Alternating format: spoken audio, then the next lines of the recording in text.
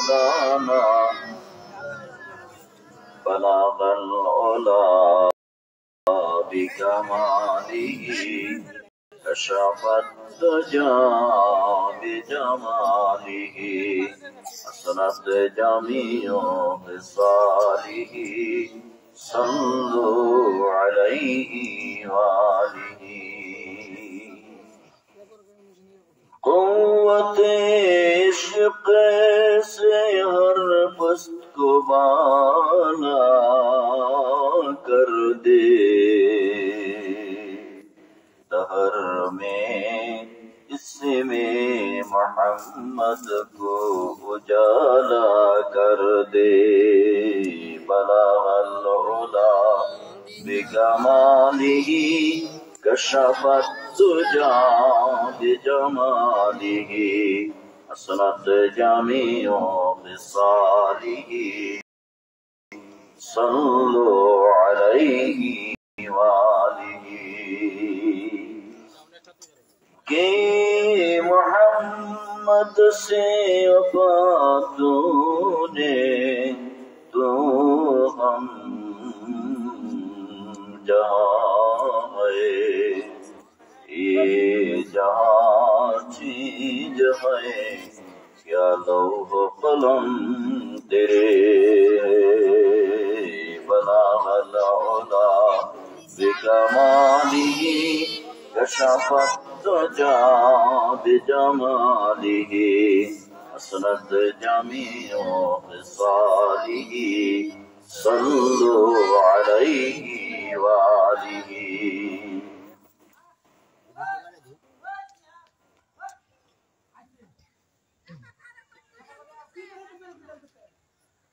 আগুন রায়ের গাঁও জামে মসজিদের উদ্যোগে আয়োজিত তাফসিরুল কোরআন মাহফিল, দশম বার্ষিক তাফসিরুল কোরআন মাহফিলের আজকের এই অধিবেশনের সভাপতি এই মসজিদের সম্মানিত ইমাম সাহেব এবং পাশে আছেন এই এলাকার কৃতি সন্তান কলাউড়া দারুস সুন্নাত কাসিমিয়া ফাজিল মাদ্রাসার সম্মানিত সহকারী অধ্যাপক আমার প্রিয় ভাই হযরত মাওলানা সৈয়দ আহমদ শাহ, আর উপস্থিত আছেন এই এলাকার মুরব্বিয়ান, যুবক ভাইরা এবং পর্দার আড়ালের মা ও বোনেরা। আমরা যারা এই মাহফিলে শরীক হতে পেরেছি, যারা আসতেছেন, যারা মাহফিলে আমরা আসি, এই মাহফিলের কারণে, এই তাফসীর মাহফিলের কারণে আমরা বেজার না খুশি? খুশির আওয়াজটা আসতে হয়েছে। সবাই খুশি যদি হয়ে থাকি তাহলে আল্লাহর শুকরিয়া আদায় করব, আল্লাহর প্রশংসা করে কলিমাতুশ শুকুর বলে আমরা সকলে জোরে সোরে মহব্বতের সাথে বলি আলহামদুলিল্লাহ। জাযাকুমুল্লাহ। আল্লাহ তাবারক ওয়া তাআলা আমাদেরকে এই মাহফিলে হাজির হওয়ার তৌফিক দিয়েছেন। আমি কথা বলা আজকে খুব কষ্টকর, কণ্ঠ বসে গেছে, তারপরে ওয়াদা রক্ষা করার জন্য, আদব রক্ষা করার জন্য আমি এসেছি। খুব কম সময়ে কিছু কথা বলে আমি আলোচনা শেষ করব। এই জন্য যারা বাইরে আছেন সকলে প্যান্ডালের ভিতরে এসে সুন্দরভাবে মজলিসে বসে যান। খুব কম সময়ে আমি কথা বলবো। যে আয়াতে কারিমা আমি তেলাওয়াত করেছি সূরাতুশ শুআরা 26 নম্বর সূরা 19 নম্বর পারা 88 এবং 89 নম্বর আয়াত, এই ছোট্ট দুটি আয়াতের আলোকে সংক্ষিপ্ত কথা বলার চেষ্টা করব। আমা তৌফিক ইল্লা বিল্লাহ। কোরআনে কারিমের আলোচনা শুরু করার আগে আমরা মহব্বতের সাথে একটু জিকির করে নিই। সবাই মহব্বতের সাথে জিকির করেন লা ইলাহা ইল্লাল্লাহ, লা ইলাহা ইল্লাল্লাহ, লা ইলাহা ইল্লাল্লাহ, লা ইলাহা ইল্লাল্লাহ, লা ইলাহা ইল্লাল্লাহ, লা ইলাহা illallah, la ilaha illallah, la ilaha illallah, la ilaha illallah, la ilaha illallah, la ilaha la ilaha illallah Muhammadur Rasulullah sallallahu alaihi wasallam. Allah Allah Allah Allah Allah Allah Allah Allah Allah Allah Allah Allah Allah Allah Allah Allah Allah Allah Allah bana mu'min nirana Allah Allah jabne baijan qalab habe ujala Allah Allah Allah Allah Allah Allah Allah Allah Allah Allah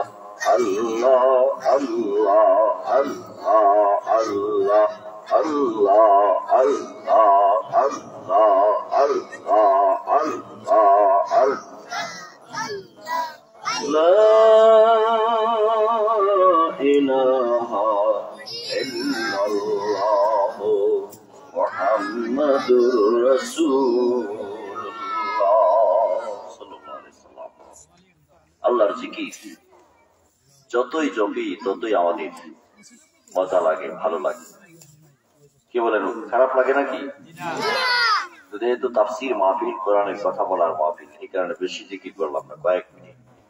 আল্লাহ আল্লাহ জিকির যদি আমরা করি, আমরা বাড়িতে বসে যেখানে আমরা থাকি না কেন, আল্লাহ আল্লাহ জিকির করার সাথে সাথে আল্লাহ তাবারক ওয়া তাআলা আমাদের কলবকে আলোকিত করে দিবেন, কলবে নূর জ্বলে দিবেন। সুবহানাল্লাহ। এবং কবরের জীবনে কবর নূর দ্বারা আলোকিত হবে। তাই এই জিকির আমরা করব নিরিবিলি, রাত্রে উঠে যখনই আমরা সময় পাই। নারী পুরুষ মহিলারা সবসময় আস্তে আস্তে জিকির করতে হয় অনুচ্চ সুরে, পুরুষরা উচ্চ আওয়াজেও করতে পারে, নিম্ন আওয়াজও করতে পারে। সেই জিকির আমরা করব আল্লাহ নামে। কোরআনে কারীম আল্লাহ বলছেন, ওয়াজকুর ইসমা রাব্বিকা, তোমার রবের জিকির। এই রবের জিকির মানে তোমার রবের নাম আল্লাহ। আল্লাহর জাতিবাচক নাম হচ্ছে আল্লাহ, আর বাকি সকল নাম হচ্ছে সিফতি নাম, গুণবাচক নাম। এই নামের জিকির করব। হাদিস শরীফে আছে, আফজালুজ যিকরি লা ইলাহা ইল্লাল্লাহ, সর্বোত্তম জিকির হচ্ছে লা ইলাহা ইল্লাল্লাহ। এই জিকির আমরা করব। ওয়াজের অভাব নাই, মাহফিলে ওয়াজ, মোবাইলে ওয়াজ, বিভিন্ন ভাবে আজকে ওয়াজ মানুষ শুনতে পাচ্ছে, কিন্তু অভাব দেখা দিয়েছে আমাদের আমলে। সেই আমলের অভাব যদি আমাদের পূরণ না হয়, সেই অভাব যদি আমরা দূর করতে না পারি, আমরা যদি আমল তৈরি করতে না পারি, তাহলে এই সব বড় বড় মাহফিল দিয়া, তাফসীর মাহফিল দিয়া কিছুই লাভ নেই। আমি যে আয়াত পড়েছি সেই আয়াতের আলোকে আমি আলোচনা করছি। আল্লাহ বলছেন, ইয়াউমা লা ইয়ানফাউ মালু ওয়ালা বানুন ইল্লা মান আতাল্লাহ বিকলবিন সালিম। আল্লাহ সুবহানাহু ওয়া তাআলা জানিয়ে দিচ্ছেন, ইয়াউমা, এই ইয়াউমুন শব্দের অর্থ হচ্ছে দিন। এটা কোন দিন? দুনিয়ার এই সূর্য ওঠার দিন নয়, দুনিয়ার এই দিনের কথা বলেন নাই। এই দিন হচ্ছে কিয়ামতের দিন। পরকালে সকল মানুষ যেদিন আমরা উঠব হাসরের ময়দানে, বিশ্বে যত মানুষ, মাখলুকাত, অসংখ্য অগণিত মাখলুকাত, নারী পুরুষ রাজা বাদশাহ ধনী ফকির গরিব এতিম অসহায় যত মানুষ অন্যান্য মাখলুকাত সবাই হাসরের ময়দানে সমবেত হবে। আল্লাহ সুবহানাহু ওয়া তাআলা আমাদেরকে পাঠানোর আগে, দুনিয়ার জীবনে পাঠানোর আগে একটা সম্মেলন করেছিলেন। সেটা ছিল আলমে আরওয়াহ, রূহের জগতে। সেখানে আল্লাহ রাব্বুল আলামিন আমাদের সকলের কাছ থেকে ওয়াদা নিয়েছিলেন, প্রতিশ্রুতি নিয়েছিলেন, অঙ্গীকার নিয়েছিলেন, আলাস্তু বিরাব্বিকুম, আমি কি তোমাদের রব? পৃথিবীর সবাই সেখানে উপস্থিত ছিল। পৃথিবীতে এসে যারা কাফির মুশরিক হয়েছে, নাস্তিক হয়েছে, আজকে পৃথিবীতে যারা নিয়ন্ত্রণ করছে সবাই, আমেরিকার প্রেসিডেন্ট, লন্ডনের প্রেসিডেন্ট, ভারতের প্রেসিডেন্ট, যারা বড় বড় লোক আজকে প্রেসিডেন্ট, সবাই সেদিন ছিল। নমরুদ, ফেরাউন, কারুন, হামান সবাই ছিল। সব পয়গম্বরদের রূহ সেদিন ছিল। আল্লাহ রাব্বুল আলামিন যখন প্রশ্ন করেছিলেন, পৃথিবীর মানুষ মাখলুকাত সবাই নীরব নিস্তব্ধ। সর্বপ্রথম যিনি বলেছিলেন আপনি আমাদের রব, তিনি হচ্ছেন বিশ্ব মানবতার নবী রাহমাতুল লিল আলামিন মুহাম্মদুর রাসূলুল্লাহ সাল্লাল্লাহু আলাইহি ওয়াসাল্লাম। জোরে বলেন সুবহানাল্লাহ। এরপরে সমস্ত মাখলুকাত বলছে আপনি আমাদের রব। সেই রবের স্বীকৃতি দিয়ে পৃথিবীতে আমাদেরকে পাঠিয়েছে। এই পৃথিবীর জীবন 20, 30, 40, 50, 80 আমাদের আগে যারা অতিবাহিত হয়েছেন, অন্যান্য নবীদের সময় অনেক বেশি হায়াত ছিল। আখিরি জামানার উম্মতের হায়াত কম। এরপরে আমাদের মুরব্বীরা যারা চলে গেছেন তাদের 100 বছর 150 বছর পর্যন্ত হায়াত হয়েছে, কিন্তু আমাদের হায়াত অনেকই কম। আমাদের সাথীরা অনেক চলে গেছে। যখনই ডাক আসবে আমাদেরকে চলে যেতে হবে, আমরা কেউ থাকবো না। এই পৃথিবীতে কেউ থাকবো না, সবাই চলে যেতে হবে। যেভাবে আল্লাহ পাক বিশাল সম্মেলন করেছিলেন পাঠানোর আগে, কিয়ামতের ময়দানে সকলকে নিয়ে আবার তিনি সমবেত করবেন। সেই সমবেত সেদিন মানুষ এই দুনিয়ার জীবনে রাজত্ব করেছে, মাল সম্পদ জমা করেছে, সব কিছু জমা করেছে, অনেক কিছু অর্জন করেছে, স্বর্ণ রূপা, অনেক নাম যশ খ্যাতি হয়েছে। সব কিছু সেদিন মূল্যহীন হয়ে যাবে, কোনো কাজে লাগবে না। আল্লাহ বলেন ইল্লা মান আতাল্লাহ বিকলবিন সালিম। আল্লাহু আকবার। সেদিন কাজে লাগবে একমাত্র কলবে সালিম। কোরআনের ভাষায় কলব। দেশের রাজধানী আছে, কি বলেন, বাংলাদেশের একটা রাজধানী আছে না? রাজধানীর যদি গন্ডগোল হয় তাহলে পুরা দেশে গন্ডগোল। রাজধানী ঠিক থাকলে দেশ ঠিক থাকে। তেমনি ভাবে মানুষের দেহের মধ্যে একটা রাজধানী আছে, মানুষের মধ্যে একটা রাজধানী, সেই রাজধানীর নাম হচ্ছে কলব। সেই রাজধানীর নাম কি? কলব। এই কলব শব্দের অর্থ হচ্ছে, কলবুন শব্দের অর্থ হচ্ছে নড়াচড়া করা শব্দের অর্থ। আর পরিভাষায় মানুষের বাম দুধের 2 আঙ্গুলের নিচে একটা গোশতের টুকরা আছে, সেই গোশতের টুকরার নাম হচ্ছে কলব। সেই গোশতের টুকরার নাম কি? কলব। এই কলব যদি সালিম হয়, কলবটা দুনিয়ার মানুষদের সবাইকে দেওয়া হয়েছে, কাফের মুশরিক মুমিন মুসলমান সকলকে কলব দেওয়া হয়েছে, নারী পুরুষ। সেই কলব যদি অসুস্থ হয়, সেখানে যদি শিরিক থাকে, বেদাত থাকে, সেখানে যদি কুচিন্তা দুশ্চিন্তা এগুলি দিয়ে ভরপুর থাকে, কাফের মুশরিকদের কলবটা হচ্ছে কলবে মারিজ, অসুস্থ কলব। অসুস্থ কলব। আর মুমিন মুসলমানদের কলব যেখানে শিরিক নাই, যেখানে বেদাত নাই, কুফরি নাই, নির্বেজাল যদি হয়, সেটার নাম হচ্ছে কলবে সালিম, সুস্থ কলব। আব্দুল্লাহ ইবনে আব্বাস বলেছেন, যে কলবের মধ্যে শিরিক নাই, তাওহীদ আছে, আল্লাহ তাওহীদ আছে, শিরিক নাই, আল্লাহ রাসূলের ভালোবাসা আছে, সেই কলবটা হচ্ছে কলবে সালিম।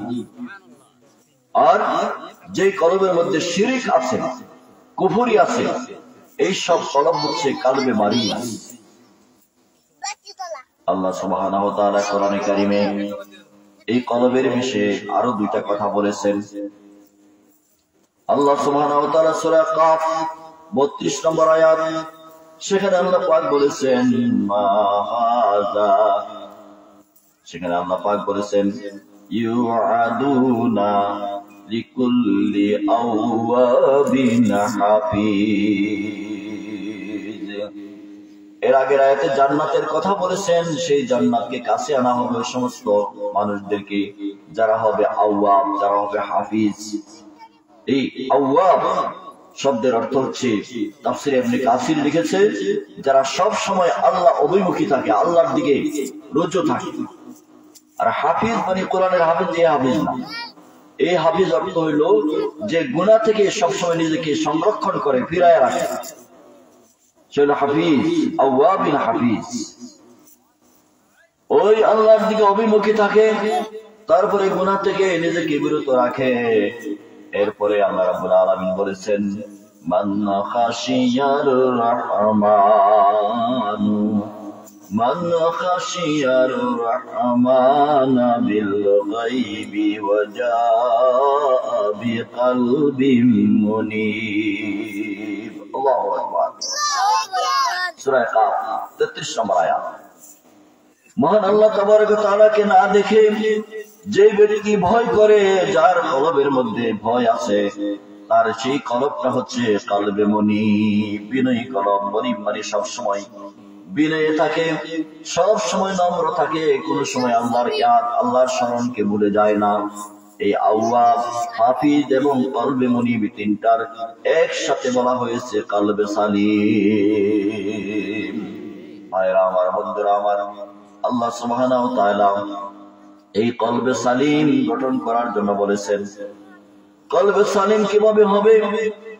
কলবে সালিমের উদাহরণ এই স্বচ্ছ কলব কিভাবে হবে, কিভাবে আমরা তৈরি করব। আলোচনাটা কঠিন, সামনে শ্রোতা থাকার দরকার ছিল, সেই প্রয়োজন ছিল। মানুষ বেশি থাকলে কথা আসে, মানুষ কম থাকলেও কথা বলা যায়, কিন্তু সেই কথার মধ্যে যে উৎসাহ উদ্দীপনা, কথা যেভাবে আসার দরকার সেভাবে আসে। আল্লাহ সুবহানাহু ওয়া তাআলা আমাদেরকে এই পৃথিবীতে প্রেরণ করেছেন খুব কম সময়ের জন্য, আমরা সকলেই চলে যাই। হযরত ইউসুফ আলাইহিস সালাম যখন মিশরের বাদশা হলেন, কুয়ার তলদেশ থেকে টেনে আল্লাহ পাক বাদশা বানিয়ে দিলেন। সুবহানাল্লাহ। ছোটকালে, বাল্যকালে আমরা একজন আরেকজনের বন্ধু হয় না? ইউসুফ আলাইহিস সালামের বাল্যকালে বন্ধু ছিল। যখন বাদশা হয়েছে, এক বন্ধু ইউসুফ আলাইহিস সালামের কথা স্মরণ হয়েছে যে আমার বন্ধু নাকি বাদশা হয়েছে, দেখা করতে যাই। গেলেন, গেটে গিয়া ঢুকতে চাইলেন। দারোয়ান বলল আপনি কার কাছে যাবেন? বলল বাদশার কাছে যাই। বাদশার কাছে যাইতে হলে তো আপনি অ্যাপ্লিকেশন করতে হবে, আগে দরখাস্ত দিতে হবে, তারপরে উনি অনুমতি দিলে দেখা করতে পারবেন। ওই ছেলেটা বলে ছোটকালে ইউসুফের সাথে আমার বন্ধুত্ব ছিল, একসাথে খেলাধুলা করেছি, গ্রামে আমার অমুক জায়গায় বাড়ি, পোস্ট অফিস অমুক, ডাক অমুক, জেলা অমুক, এইখান থেকে আমি আসছি। এই খবরটা ইউসুফের কাছে, বাদশার কাছে গিয়ে বলো, যদি উনি আমার কথা শুনে অনুমতি দেয় তাহলে দেখা করবো, দরখাস্ত অ্যাপ্লিকেশন আমি দিতে পারবো না, দরখাস্ত দিতে পারবো না, যাও গিয়ে বলো। তখন দারোয়ান গেল ইউসুফ আলাইহিস সালামের কাছে গিয়ে বলল অমুক জায়গা থেকে অমুক একজন লোক আসছে, আপনার সাথে নাকি ছোটকালে খেলাধুলা করেছে, বাল্যকালের সাথী, ছোটকালের শিশুকালের সাথী, সে আসছে আপনার সাথে দেখা করার জন্য। ইউসুফ আলাইহিস সালাম বলল ঠিক আছে, আমার বাল্য সাথী, শিশুকালের সাথীকে নিয়ে আসো। সেখানে গিয়ে ইউসুফ আলাইহিস সালামের সামনে দাঁড়াইলেন, একজন আরেকজনের দিকে তাকায় লাগলেন, পরিচয় হইল। কোথায় বসাইবেন? ইউসুফ আলাইহিস সালাম বাল্যকালের শিশুকে নিয়ে নিজের চেয়ারে বসাইলেন। সুবহানাল্লাহ। নিজের চেয়ারে বসাইয়া খবর জিজ্ঞাসা করলেন, কথার বিনিময় হইল। ওই বাল্য বন্ধু বলল, ইউসুফ তুমি তো অনেক বড় বাদশা হয়েছ, আমি তো গ্রামের মানুষ, আমি তোমার জন্য কি আনবো? বাজার থেকে অনেক কিছু চেষ্টা করেছি, কিন্তু কিছু তো পাই নাই। গাঁটটি খুলতেছে গিয়া উপহার দেওয়ার জন্য, গাঁটটি খুলে ইউসুফ আলাইহিস সালাম তাকিয়ে রয়েছে, দেখা গেল ছোট্ট একটা আয়না। আয়না এনে ইউসুফ আলাইহিস সালামকে বললো, তোমার জন্য আমি আর কিছু উপহার পাই নাই, এই একটা আয়না এনেছি, এই আয়নাটা তোমাকে উপহার দিলাম। ইসুফ আলাইহিস সালাম আয়না দেখে কিছুক্ষণ পরে ইসুফ আলাইহিস সালামের চোখের পানি পড়তেছে, চোখের পানি পড়তেছে ঝরঝর করে। বাল্যকালের শিশু বলে, ও ইসুফ তুমি কেন কান্দো? তোমাকে উপহার দিয়েছি, এই ছোট্ট উপহার বলে তুমি কি কাঁদতেছো? ইসুফ আলাইহিস সালাম বলে, না, আমি উপহারের জন্য কান্দি না, তুমি এত গুরুত্বপূর্ণ উপহার দিয়েছো, আমার মনে হয়ে গেছে কিয়ামতের দিন, সেদিন যে সমস্ত মানুষের কলব স্বচ্ছ হবে, কলবে সালিম তৈরি হবে, সেই কলবের মধ্যে আমার আল্লাহকে দেখা যাবে। এই জন্য কলব তৈরি হয় কিনা, এই জন্য আমি কাঁদতেছি। সুবহানাল্লাহ। সেই কলবে সালিম, সুস্থ কলব, মুমিনের কলব মধ্যে আল্লাহকে দেখা যাবে। জোরে বলেন সুবহানাল্লাহ, আর জোরে বলেন সুবহানাল্লাহ। ভাইরা আমার, সেদিন কিয়ামতের ময়দান অত্যন্ত কঠিন দিন। ভাইরা আমার, বন্ধুরা আমার, মা বোনেরা, আজকে দুইজনের মৃত্যুর সংবাদ শুনেছি। কয়েকদিন আগে আমার সাথী ভাই, আমার ছাত্র জীবনের ক্লাসমেট হাফিজ মাওলানা শরীফউদ্দিন সাহেব কানাইঘাটে ইন্তেকাল করেছেন। এভাবে অনেকের মৃত্যুর খবর আসতেছে। এভাবে আমরা সবাই চলে যেতে হবে সেই কিয়ামতের ময়দানে। কবরের জীবন, আলমে বর্জকের জীবন, কিয়ামতের ময়দানের জীবন, পরকালীন জীবন। দুনিয়ার বাহাদুরি চলবে না, দুনিয়ার অহংকার চলবে না, সেখানে চলবে আল্লাহ রাব্বুল আলামিনের হুকুম পালন করে, কলব পরিষ্কার করে সেখানে গিয়েছি কিনা। কলব পরিষ্কার হইতে হবে। সেই দিন সব মানুষ আল্লাহ রাব্বুল আলামিন একত্রিত করবেন, সব মানুষ একত্রিত হবে। সূর্য মাথার উপর এসে যাবে, মাথার মগজ গলে গলে পড়বে, মাথার মগজ গলে গলে পড়বে।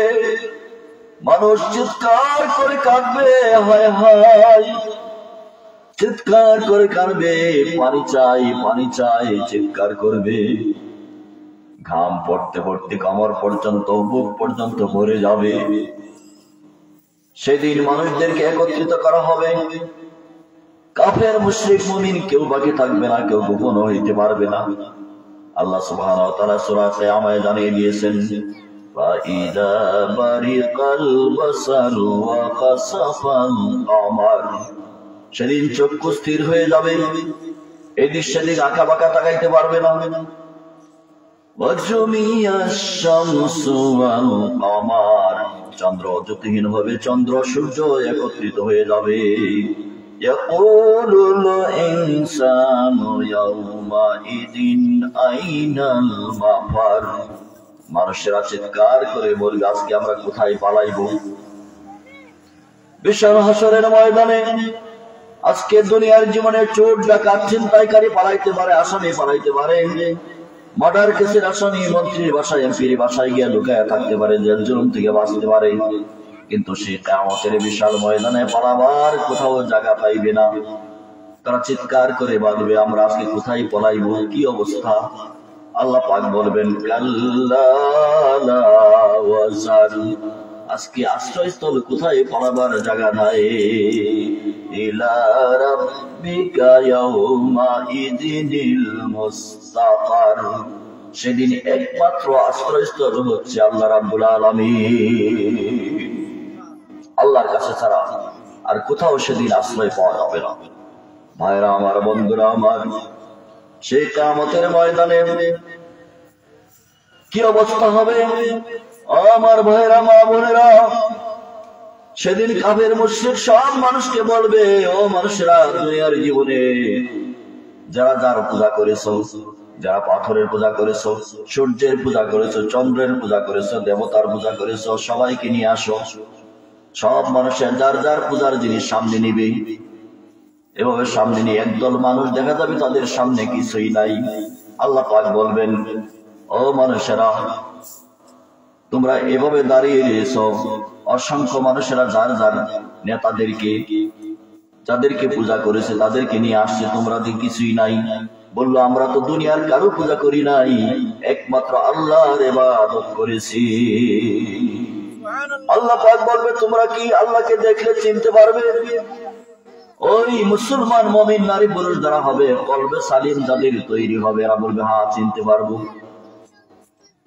কোরআনে কারীম সূরা আল কলম আল্লাহ পাক বলেন ইয়াউমা ইউকশাফু আন সাকিন ইয়াদউনা ইলাস সুজুদি ফালা ইয়াস্তাতিউন খাশিয়াতান আবসারুহুম তারহাকুহুম যিল্লাহ وقد كانوا يدعون إلى السجود وهم سالمون الله أكبر সেদিন আল্লাহ তাবারক ওয়া তাআলা বলছেন সেদিন ইয়াউমা ইউকশাফু অর্থাৎ কিয়ামতের দিন সাকুন শব্দের অর্থ হাঁটুর নিচে পায়ের উপরে মাঝখানে যে জায়গাটা সেটার নাম হলো সাক তাফসীর কারকেরা বলেছে সাক দিয়ে মুরাদ হচ্ছে সেদিন ভয়ে ভয়ানক অবস্থা হবে, মানুষ ভীতির মধ্যে পড়ে যাবে। আর একটি অর্থ হচ্ছে মুমিনদেরকে যখন বলা হবে যে তোমাদের আল্লাহকে দেখলে কি তোমরা চিনতে পারবে, বলে হ্যাঁ আমরা চিনতে পারবো। আল্লাহ রাব্বুল আলামিন কুদরতে আল্লাহর সাক অর্থাৎ পায়ের সেই সাকটা বের করবেন, পায়ের নালাটা বের করবেন। আল্লাহর জ্যোতির কারণে মানুষেরা সবাই সিজদায় পড়ে হাজার হাজার বছর পর্যন্ত বেহুশ হয়ে পড়ে থাকবে। সুবহানাল্লাহ। আর কাফের মুশরিক যারা, তাদেরকে যখন বলা হবে তোমরা আমাকে সিজদা করো, সব মানুষকে সিজদা করার হুকুম দেওয়া হবে, তখন মানুষের কমর, যারা দুনিয়ায় নামাজ পড়ে নাই, সালাত আদায় করে নাই, তাদের কমরটা কাঠের মতো শক্ত হবে। কাঠ কি এমনি বেঁকানো যায়? কাঠের মতো শক্ত হবে, বেঁকাইতে পারবে না। ইয়াউমা ইউকশাফু আন সাকিন ওয়া ইউদউনা ইলাস সুজুদি ফালা ইয়াস্তাতিউন। মুমিনেরা সিজদায় পড়ে যাবে, সিজদা দিবে, কিন্তু কাফের মুশরিকেরা যারা বেনামাজি নাফরমান তারা ফালা ইয়াস্তাতিউন, তারা সিজদা দিতে পারবে না। আল্লাহ পাক বলছেন তাদের ভয় ভীতি খাশিয়াতান আবসারহুম, চক্ষু স্থির হয়ে যাবে, আতঙ্কিত হয়ে যাবে। তারা জিল্লতি অপমান তাদেরকে ঢেকে ফেলবে। তাদেরকে দুনিয়ার জীবনে যখন সালাতে হুকুম করা হয়েছিল, ওয়াকাদ কানু ইয়াদউনা, যখন আহ্বান জানানো হয়েছিল, অহম সালিমুন, তারা ছিল সুস্থ, কমর বাঁকাইতে পারতো, সোজা করতে পারতো। দুনিয়ার জীবনে তারা সিজদা যারা দেয় নাই, কিয়ামতের ময়দানে, হাশরের ময়দানে আল্লাহ রাব্বুল আলামিন সেদিন যখন হুকুম করবেন, কলবে সালিম ছাড়া কেউ সেদিন সিজদা দিতে পারবে না। জোরে বলেন সুবহানাল্লাহ। তাফসীরে রুহুল মানি, তাফসীরে কুরতুবী এই ব্যাখ্যা দিয়েছে যে সেদিন একমাত্র কলবে সালিম মুমিন যারা দুনিয়ায় সিজদা দিয়েছে, আল্লাহর সাথে সম্পর্ক করেছে, এরাই শুধু সেদিন সিজদা দিতে পারবে। জোরে বলেন সুবহানাল্লাহ। তাই ভাইরা আমার, বোনেরা আমার, আজকের দুনিয়ার জীবন ক্ষণস্থায়ী জীবন। দুনিয়ার জীবন ছেড়ে আমাদেরকে চলে যেতে হবে। সেই জীবন আমাদেরকে গঠন করতে হবে, যেখানে কবরে, হাসরে, ময়দানে, সব জায়গায় যদি আমরা জবাব দেওয়ার চিন্তা থাকে, পেরেশানি থাকে, আমরা তো মরে যাব, আমাদের বাপ দাদা চলে গেছেন, সবাই চলে গেছেন, আমি একদিন মরে যাব। কি বলেন, মরবো কিনা? মারা যাইব না? মরার বিশ্বাস নাই যে আমরা সবসময় থাকবো। মরতে হবে না, এই পৃথিবী থেকে যাইতে হবে না, এরকম গ্যারান্টি আমাদের কেউ আছে কিনা? আছে? যদি নাই, তাহলে আমরা মরার জন্য প্রস্তুতি তো নেই। আমরা তো দুনিয়ার জন্য পেরেশান। কিয়ামতের ময়দানে আল্লাহ সুবহানাহু ওয়া তাআলা ওই কলবে সালিম যদি তৈরি না থাকে, সেদিন তো রক্ষা করবেন না। কলবে সালিম তৈরি করতে হলে 10টা কুরিপি আছে, 10টা খারাপ কাজ আছে, খারাপ চিন্তা আছে, যেগুলিকে রাজাইল বলা হয়, সেগুলিকে কলব থেকে উঠাই দিতে হবে, কলবে থাকতে পারবে না। এক নম্বর হলো হিরসুন, লোভ লালসা। দেখা যায় এরকম লোভ লালসা একজন তোমা, দেখা যায় না অদৃশ্য লোভ লালসা। আরেকটা হচ্ছে বকুল, কৃপণতা, সংক্ষেপে বলছি কৃপণতা। আরেকটা হচ্ছে হারাম কাজ, যেগুলি আল্লাহ পাক হারাম করে দিয়েছেন, সেগুলি উঠায় দিতে হবে কলব থেকে। তারপরে গীবত, মানুষের দুশ্চর্চা করা, তারপরে হাসাদ, মানুষকে হিংসা করা, তারপরে কিবির, অহংকার করা, মানুষের সাথে বরত্ব দেখানো, এইগুলি ছেড়ে দিতে হবে। কি না ছেড়ে দিতে হবে? কি না তুন শব্দের অর্থ হলো মুখে মুখে ভালোবাসা, অন্তরে দুশ্মনী রাখা, এটাও ছেড়ে দিতে হবে। রিয়া ছেড়ে দিতে হবে। প্রদর্শন দেখানোর জন্য আমরা অনেকেই নেক কাজ করে থাকি। এই নেক কাজগুলি কিয়ামতের ময়দানে কোনো উপকার করবে না, বরং জাহান্নামে যাওয়ার কারণ হবে। আল্লাহ নবী মুহাম্মদ সাল্লাল্লাহু আলাইহি ওয়াসাল্লাম বলতেছেন, দাজ্জাল আসার আগে, সেই দাজ্জালকে তো আমি যতটুকু বিপজ্জনক মনে না করি, এর থেকে আরেকটা বিপদ হচ্ছে যে মানুষেরা নেক কাজ করবে, মানুষেরা নেক কাজ করবে, নামাজ পড়বে, মানুষেরা ভালো কাজ করবে, এটা করবে লোক দেখানোর জন্য। এটা সবচেয়ে ভয়ানক। কিয়ামতের ময়দানে বলা হবে, তুমি তো এই কাজটা করেছিলে লোককে দেখানোর জন্য, মানুষের বাহবা পাওয়ার জন্য, এটা তো পেয়ে গেছো, এখন আমার কাছে তো আর কিছুই নাই, জাহান্নামে চলে যাও। নাউযুবিল্লাহ। রিয়া, লোক দেখানো, প্রদর্শনী, এগুলি ছেড়ে দিতে হবে। উজবুন, আইন জিম বা উজবুন অর্থ হলো সৎ কাজ করে বড়াই করা। বড়াই করাটা ও ছেড়ে দিতে হবে। 10টা কাজ যদি কলব থেকে উঠাই দেওয়া যায়, কেউ মনে মুখে বললে উঠানো যাবে না।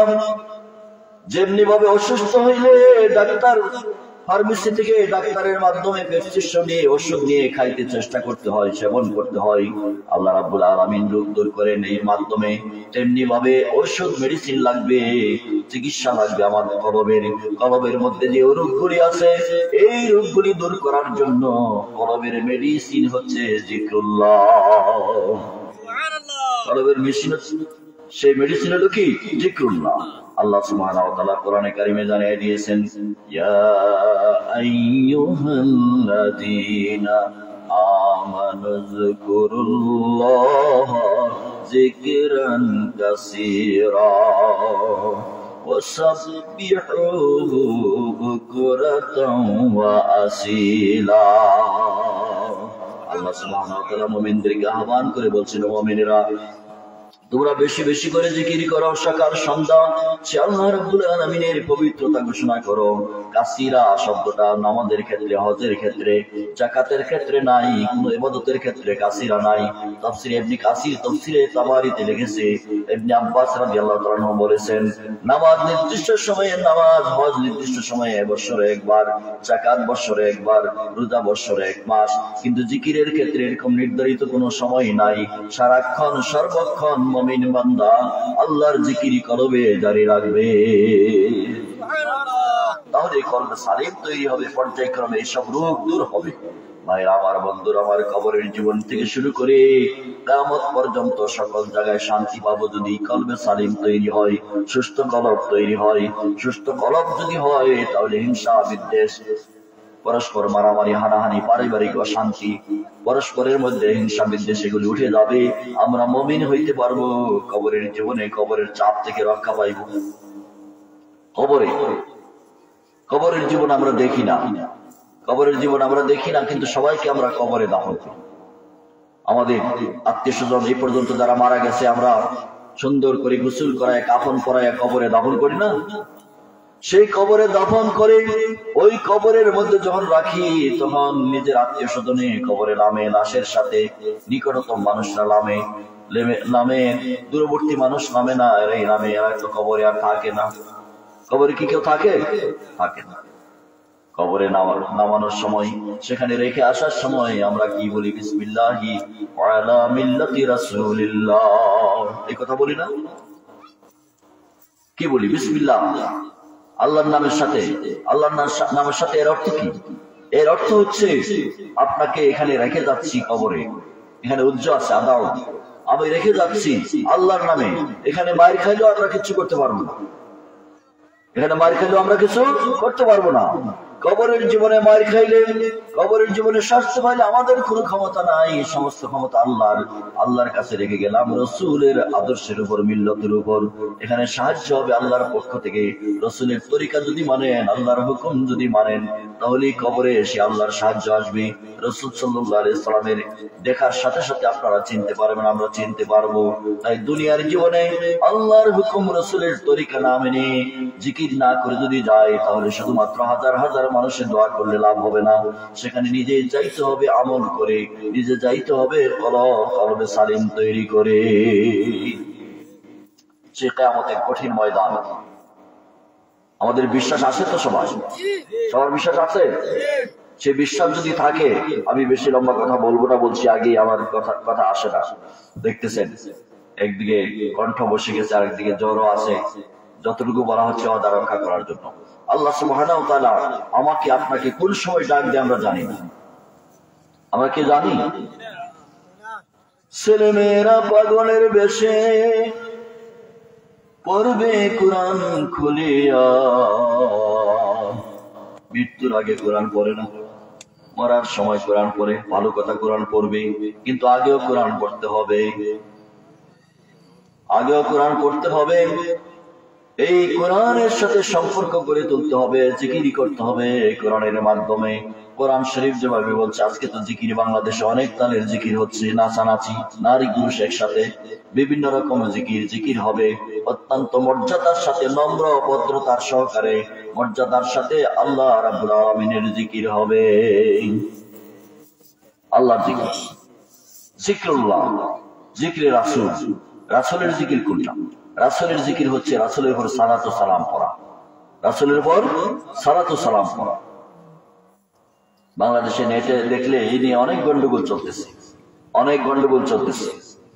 ইয়া রাসূলুল্লাহ, ইয়া হাবিবাল্লাহ, সবাই পড়েন ইয়া রাসূলুল্লাহ, ইয়া হাবিবাল্লাহ, ইয়া রাসূলুল্লাহ, ইয়া হাবিবাল্লাহ, ইয়া রাসূলুল্লাহ, ইয়া হাবিবাল্লাহ, ইয়া রাসূলুল্লাহ, ইয়া হাবিবাল্লাহ। মাতা পিতা যাদের অন্ধকার কবরে, দেখিয়া নবীজি মায়ার নজরে। মাতা পিতা যাদের অন্ধকার কবরে, দেখিয়া নবীজি মায়ার নজরে। সুপারিশ করিয়া তরায় মিজানে, ইয়া রাসূলুল্লাহ, ইয়া হাবিবাল্লাহ, ইয়া রাসূলুল্লাহ, ইয়া হাবিবাল্লাহ। সবাই পড়েন ইয়া রাসূলুল্লাহ, ইয়া হাবিবাল্লাহ, ইয়া রাসূলুল্লাহ, ইয়া হাবিবাল্লাহ। আই যদি নবী গো আপনার দিদার, মৌতের যাতনা থাকিবে না আমার। দয়া যে করিয়া দিও গো দিদার, ইয়া রাসূলুল্লাহ, ইয়া হাবিবাল্লাহ, ইয়া রাসূলুল্লাহ, ইয়া হাবিবাল্লাহ। বিশ্বনবী সাল্লাল্লাহু আলাইহি ওয়াসাল্লামের কবরে দেখানো হবে, বলা হবে মান হুয়া রাজুলুল্লাযী বুইসা ফীকুম, এই লোকটাকে যাকে তোমাদের কাছে প্রেরণ করা হয়েছে। দুনিয়ার জীবনে রাসূলের অনুসরণ নাই, দরুদ ও সালাম নাই, মহব্বত নাই, ভালোবাসা নাই, সেদিন কি আমরা চিনতে পারবো? সম্ভব না। এই কারণে রাসূলের মহব্বত, ভালোবাসা, দরুদ ও সালামের মাধ্যমে, সুন্নাহ পালনের মাধ্যমে, তরিকা পালনের মাধ্যমে আমাদেরকে বাড়াইতে হবে। আমার কাছে প্রশ্ন আসছে, আমি এটা লিখে রাখছি, যে ইয়া রাসূলুল্লাহ বলা জায়েজ কিনা, ইয়া নবী, ইয়া রাসূল এগুলি বলা জায়েজ কিনা? বলছে যে বেদাত। আমি ইউটিউবে জবাব দিয়েছি, আজকে আমি আপনাদের এই মাইকের আওয়াজ যতটুকু শোনেন, যে ইয়া রাসূলুল্লাহ, ইয়া হাবিবাল্লাহ, এটা বলা অবশ্যই জায়েজ, এত কোনো সন্দেহ নাই, এবং এটা এভাবেই বলতে হবে। সূরা নূর, সূরা নূরের 63 নম্বর আয়াত, আল্লাহ তাবারক ওয়া তাআলা কোরআনে কারিমে আমাদেরকে আহ্বান জানিয়েছেন, লা তাজআলু দুআআর রাসূলি বাইনাকুম কাদুআই বা'দিকুম বা'দা। ও দুনিয়ার মানুষেরা, তোমরা একে অপরকে যখন ডাকো, তখন একে অপরের ডাকার মতো তোমাদের রাসূলকে ডাকিও না। কিভাবে ডাকো? তাফসীরে জালালাইন, যেটা কওমি মাদ্রাসাতে পড়ানো হয়, আলিয়া মাদ্রাসাতে পড়ানো হয়, সেখানে বলে দেওয়া হয়েছে বিআন তাকুলু ইয়া মুহাম্মদ বাল কুলু ইয়া নাবিয়াল্লাহ ইয়া রাসূলুল্লাহ ফি লিনিন ওয়া তাওয়াদুইন ওয়া খাফদি সাউতি। তোমরা রাসূলকে যখন আহ্বান করবে, ইয়া নাবিয়াল্লাহ, ইয়া রাসূলুল্লাহ, ইয়া হাবিবাল্লাহ, তাফসিরে জালালাইন, তাফসিরে রুহুল মানি, তাবারি, সব তাফসিরে এই কথাগুলি বলা হয়েছে। তাই সম্মানিত ভাইরা, এবং কোরআনে কারিমে আল্লাহ পাক যখন বিশ্বনবী সাল্লাল্লাহু আলাইহি সাল্লামকে আহ্বান করেছেন, বলেছেন ইয়া আইয়ুহার রাসূল, ইয়া আইয়ুহান নাবিয়্যু, স্নেহের সাথে আল্লাহ পাক ডাক দিয়েছেন, বিশ্বের মানুষকে এই নামে ডাকার জন্য শিক্ষা দিয়েছেন। বিশ্বনবীকে মর্যাদা সহকারে সম্মানের সাথে ডাকতে হবে, ইয়া রাসূলুল্লাহ, ইয়া নবিয়াল্লাহ, ইয়া হাবিবাল্লাহ। ইয়া নবী সালামু আলাইকা এর বেদাত বলে, ইয়া নবী আর ইয়া রাসূল একই কথা। কোরআনে কারীম, হাদিস শরীফ দ্বারা প্রমাণিত বিশ্বনবী সাল্লাল্লাহু আলাইহি সাল্লামকে ইয়া রাসূলুল্লাহ, ইয়া নবিয়াল্লাহ, ইয়া নবী, ইয়া রাসূল বলে ডাকা অবশ্যই জায়েজ এবং সাহাবের কাজ। এই উপমহাদেশে কওমি মাদ্রাসার হাজার হাজার আলেমের উস্তাদ, উস্তাদুল আসাতিজা, আল্লামা শাইখুল হাদিস আজিজুল হক সাহেব বুখারী শরীফে ব্যাখ্যা করেছেন ৫ম খণ্ড ৫০ নম্বর পৃষ্ঠায়। তিনি বলেছেন সালাম দেওয়ার পদ্ধতি, ইয়া নবী সালামু আলাইকা, ইয়া রাসূল সালামু আলাইকা।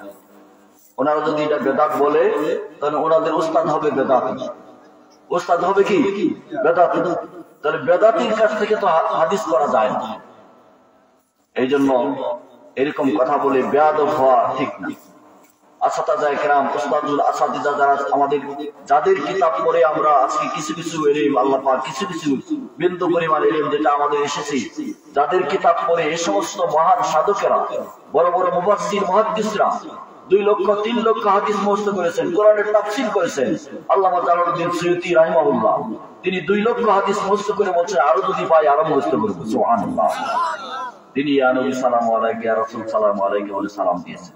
তাই ফিতনা করবো না, কারোর উপর চাপায় দিব না, কিন্তু এটা আমরা করব।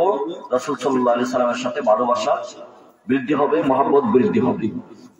রাত্রে যখন আমি ঘুমায় যাইব, তখন দরুদ শরীফ পড়ব। কি বলবো? দরুদ শরীফ। বিশ্বনবী মুহাম্মদ রাসূলুল্লাহ সাল্লাল্লাহু আলাইহি ওয়াসাল্লাম জানিয়ে দিয়েছেন, তোমরা যখন দরুদ পড়ো, এই ব্যাপারে কোনো দ্বিমত নাই। একদল ফেরেশতারা সবসময় ভ্রমণ করতে থাকে, যেখানে দরুদ পড়া হয় সাথে সাথে ফেরেশতারা বিশ্বনবীর রওজায় পৌঁছায় দেন। জোরে জোরে বলেন সুবহানাল্লাহ।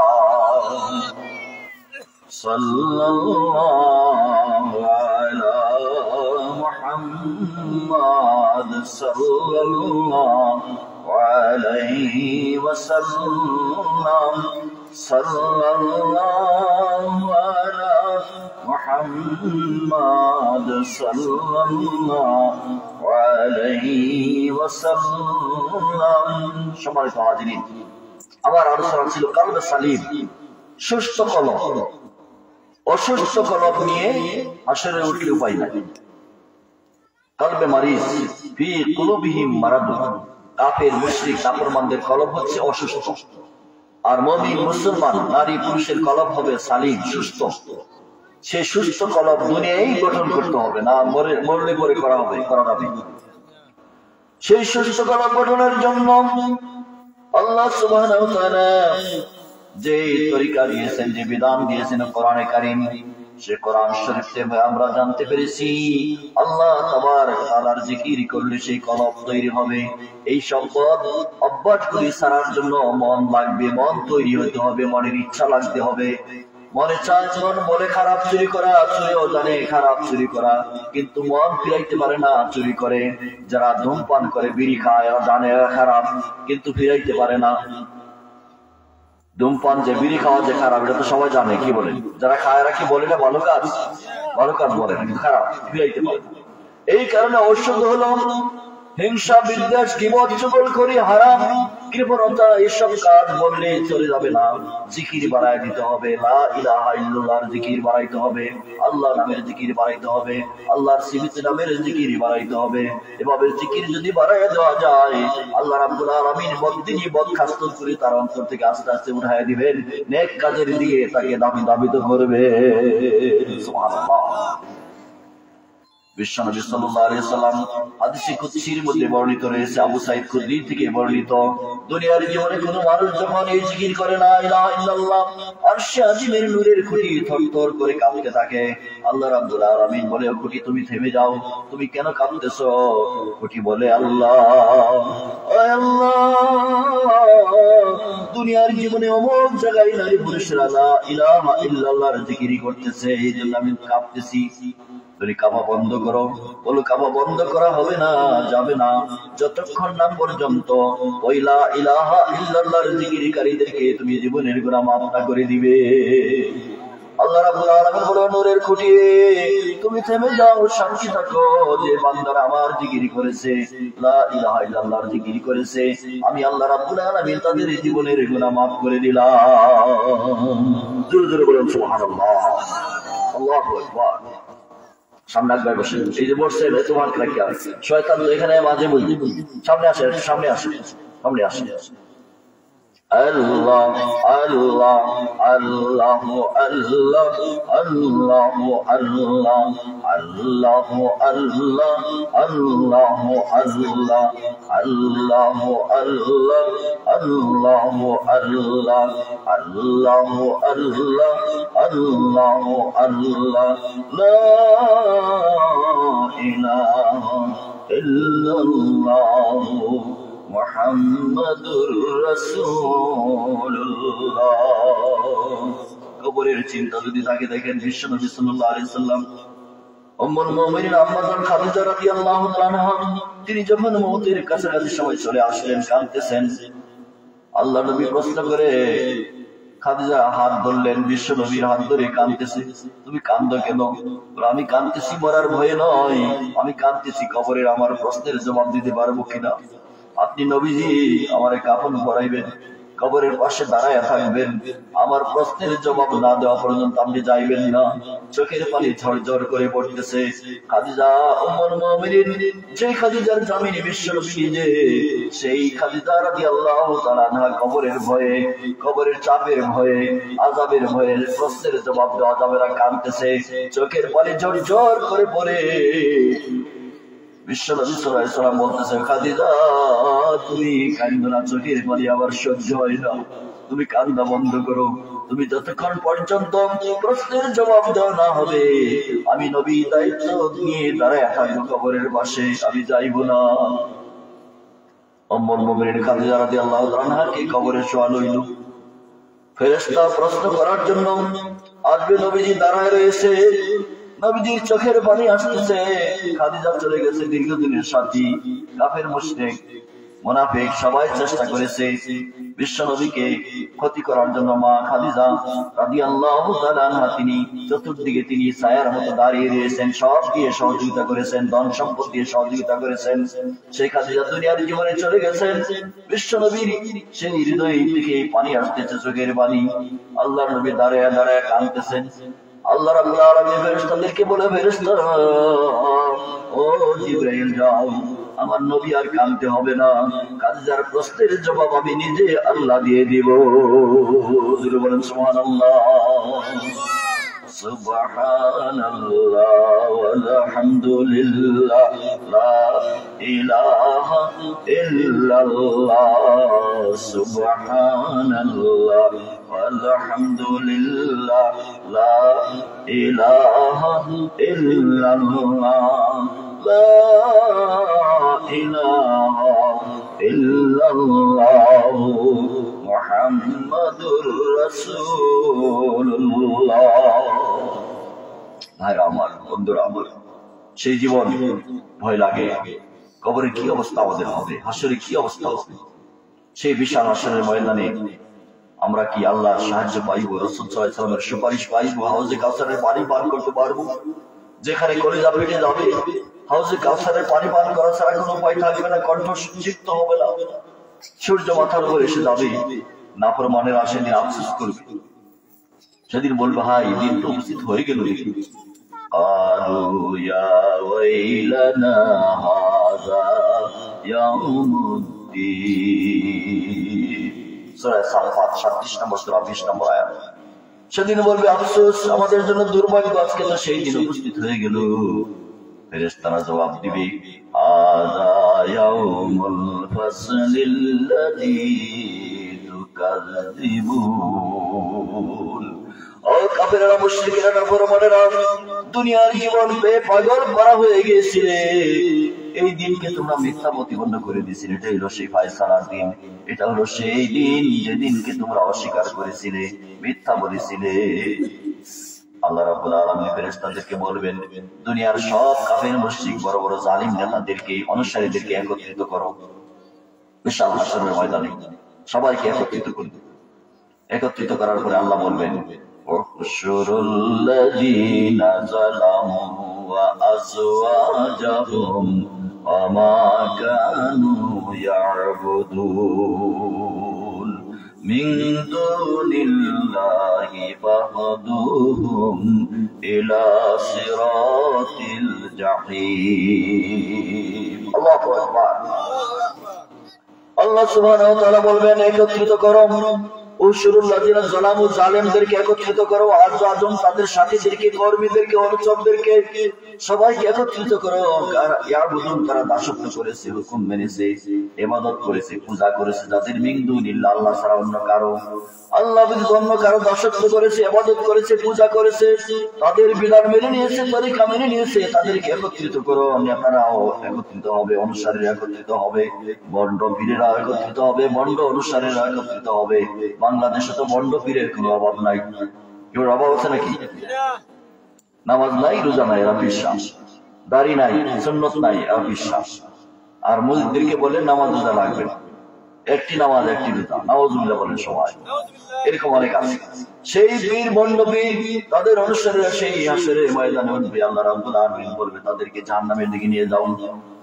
মিন দুনিল্লাহি, আল্লাহ ছাড়া তাদের ইবাদত যাদের করেছে, ফাহদুহুম ইলা সিরাতিল জাহিম, ফেরেশতারা তাদেরকে ধরবে। ভাইরা আমার, বন্ধুরা আমার, কিয়ামতের ময়দানে অনেক মানুষ এমন হবে যাদেরকে প্রশ্ন করা লাগবে না, নাফরমান কিনা না নেককার বোঝা যাবে।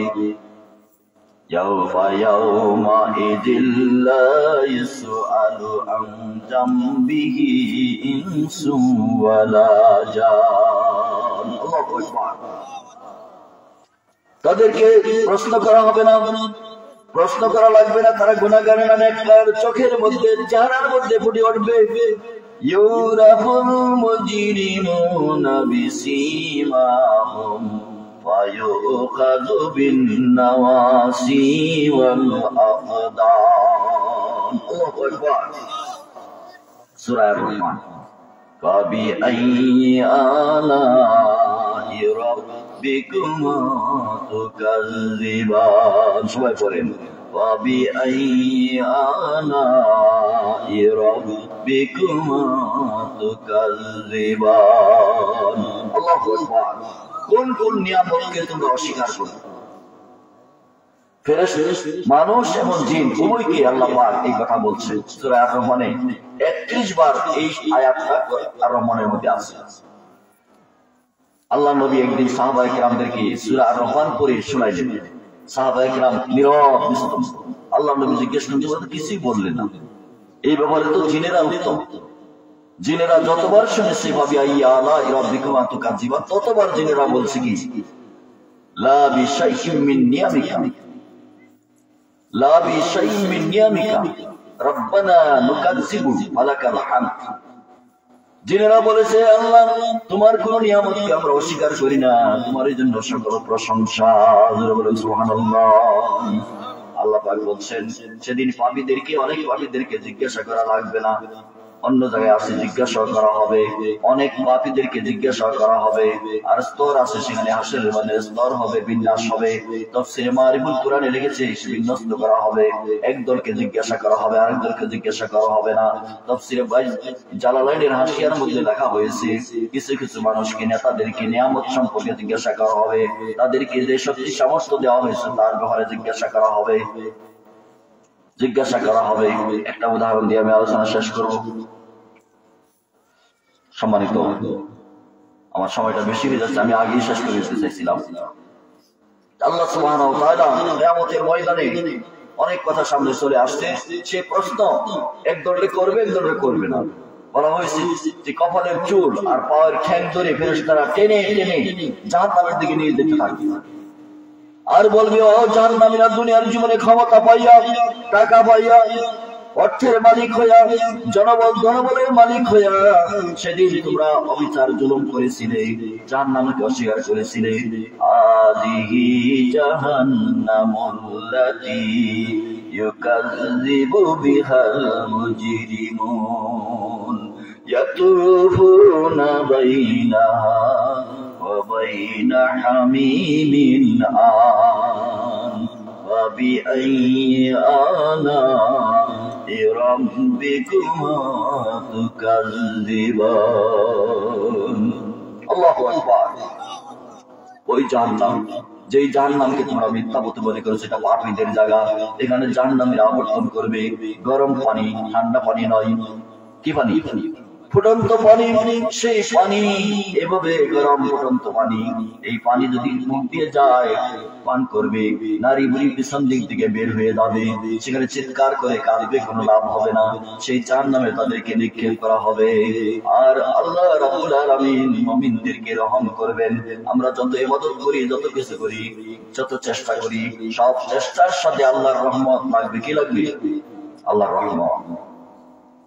আল্লাহ সুবহানাহু ওয়া তাআলা এই যে মাহফিল আপনারা সাজাইছেন, অনেক বড় প্যান্ডেল, আর মানুষ বাড়িতে ঘুমায় রয়েছে, বুঝেছি প্রধান বক্তা আইলে হয়তো আপনারা আসবেন অনেকেই। আর এলাকার মানুষ আমরা কথা বলছি, এই অস্ত সারা জীবনই শুনে শুনে, এই কারণে হয়তো আসতেছেন না অনেকে। এই কারণে আসতেছেন না। এই ছাত্র জীবন থেকে শুরু করে এখন 40 বছর চলছে এখন ওয়াজে। এই বয়স আমাদের অনেক বেশি না, কিন্তু কম বয়সী মানুষ চলে যাইতেছে, আমার সাথীরা চলে যাইতেছে, আমরাও চলে যাইব। এই কারণে আপনাদের কাছে দোয়া চাওয়ার জন্য আসছি, ওয়াদা রক্ষা করার জন্য, আপনাদের সাথে থেকে একসাথে মুমিন অবস্থায়, ইমানদার অবস্থায় আল্লাহ এবং রাসূলের বিধান পালন করে করে, কোরআনের কাজ করে করে যাতে আল্লাহ পাক মৃত্যু দিয়ে ইমানের সাথে, সেই তৌফিক কামনা করছি, সেটা আল্লাহর কাছে কামনা করছি। আপনারা সবাই বলে আমিন।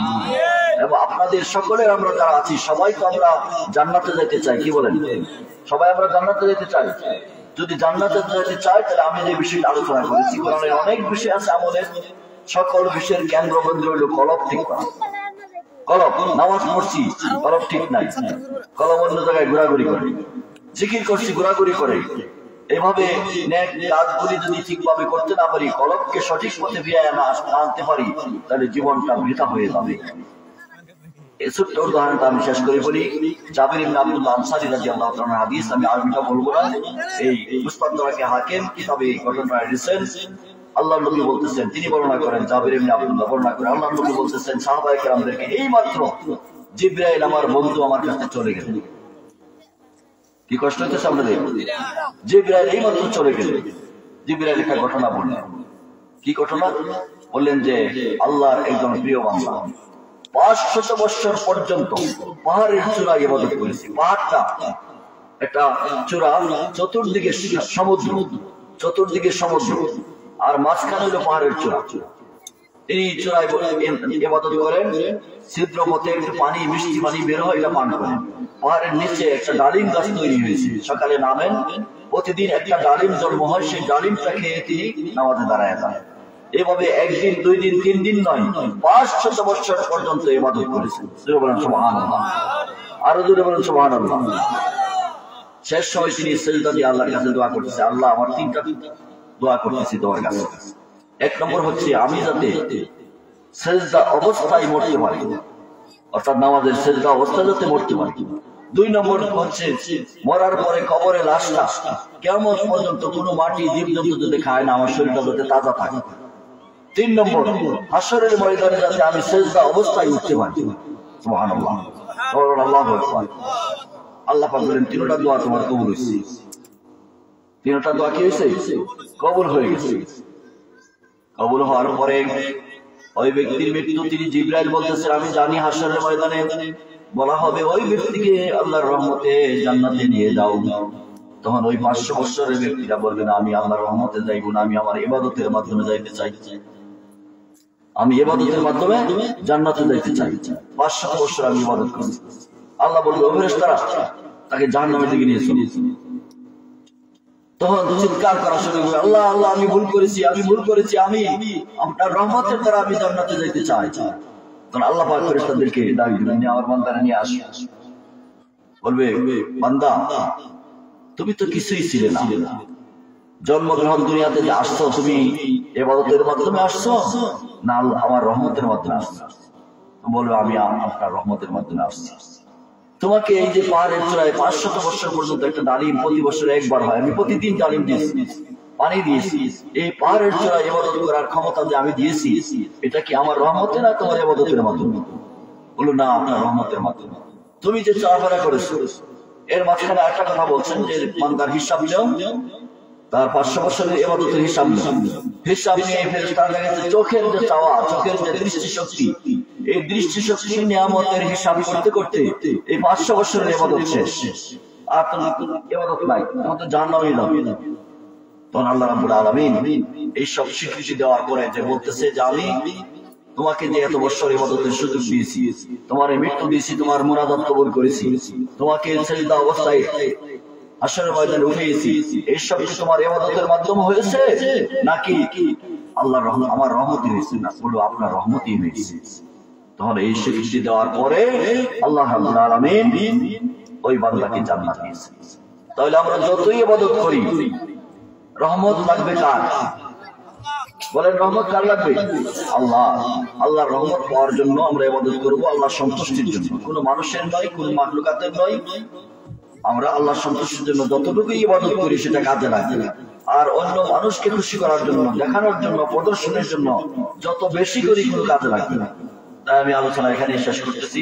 আল্লাহ তাবারক ওয়া তাআলা আমাদেরকে এই কলবে সালিম, সুস্থ কলব তৈরি করার তৌফিক দান করুন সবার জন্য, আমিন। আমি আর মোনাজাত করছি না, যেহেতু সময় হয়ে গেছে, আর আমার কণ্ঠ কাজ করে না, যেহেতু আমি আলোচনা এখানে শেষ করতেছি।